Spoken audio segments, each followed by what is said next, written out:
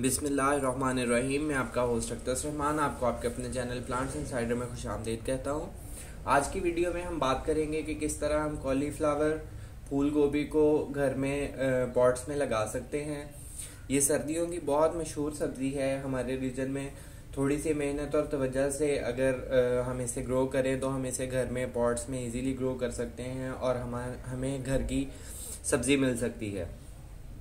इसकी पनीरी अलग से सीडलिंग ट्रे में तैयार की जाती है। ये कटिंग से नहीं लगता, इसलिए इसकी पनीरी तैयार करनी पड़ती है। और जब प्लांट 20 से 25 दिन के हो जाते हैं तो हम इन्हें बड़े पॉट्स में शिफ्ट कर देते हैं और इंडिविजुअल प्लांट्स हमारे पास रेडी हो जाते हैं। सितंबर से जनवरी तक इसका सीडलिंग टाइम होता है। इसको ग्रो करने के लिए बड़े साइज का कंटेनर यूज करते हैं। छोटे साइज के कंटेनर में ग्रो नहीं करता।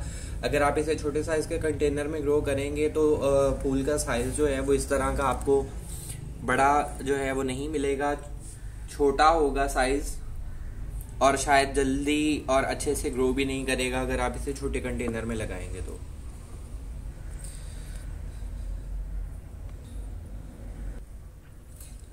सीडलिंग के बाद एटलीस्ट 3 महीने में जो है वो इसका फ्रूट रेडी होता है। 3 महीने चाहिए होते हैं इसको ग्रो करने के लिए, काफ़ी टाइम लगता है ये हमारे पास फ्रूट आने में। इसे फुल सनलाइट की ज़रूरत होती है। इसकी जब आप सीडलिंग करते हैं, सीडलिंग ट्रे को भी फुल सनलाइट में रखते हैं। अगर आप पॉट में इसके सीड्स लगाते हैं तो भी आप इसे फुल सनलाइट में रखते हैं। जिस तरफ सनलाइट ज़्यादा होगी उसी तरफ प्लांट ऑटोमेटिकली ग्रो करना शुरू कर देगा।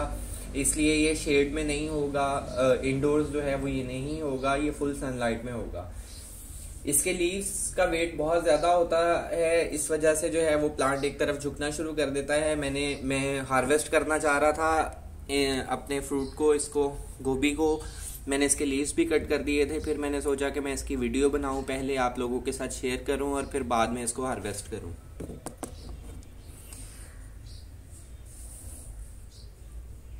अगर आप जो है इसके लीव्स कट कर दें फ्रूट कट करने से पहले तो भी अच्छा है। अगर आप लीव्स इसके साथ रहने दें तो भी अच्छा है। लीव्स इसके साथ रहे अगर तो उनका वेट ज़्यादा होता है तो प्लांट एक तरफ को झुकना शुरू कर देता है। सॉइल कम्बिनेशन की बात करें तो सॉइल कम्बिनेशन में मैंने बालू मिट्टी यूज़ की हुई है और उसमें काऊ डंग यूज़ किया हुआ है, सिंपल मिक्स करके जो है डिकम्पोज्ड। और मैंने कोई चीज़ इसमें यूज़ नहीं की हुई,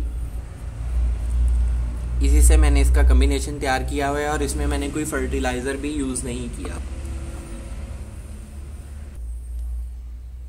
अभी ये बेस्ट टाइम है इसको हार्वेस्ट करने का, क्योंकि अभी जो है ये देखें ये कॉम्पैक्ट फॉर्म में है।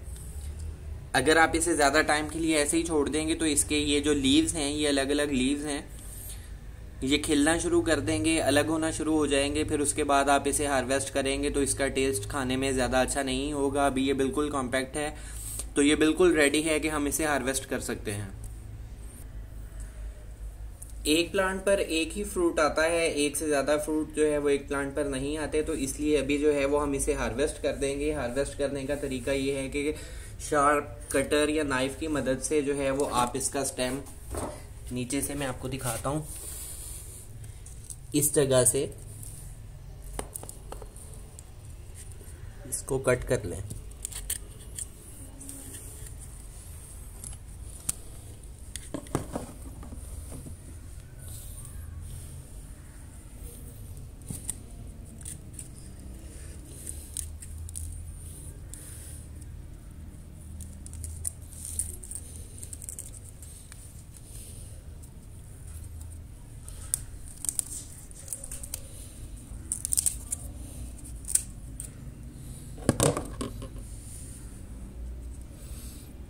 ये हमारे पास जो है ये बिल्कुल रेडी है अब यूज़ करने के लिए। इसके लीव्स मैंने पहले कट कर दिए थे।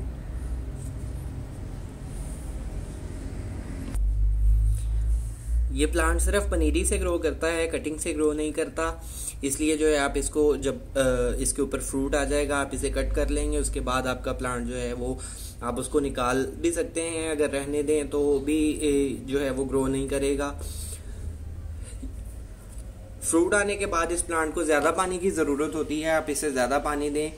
और जब हार्वेस्ट कर लें तो फिर उसके बाद जो है वो आप इसको पानी से निकाल मट्टी से निकाल सकते हैं। ये इन्फॉर्मेशन थी जो मैंने आपसे इस वीडियो में शेयर करनी थी।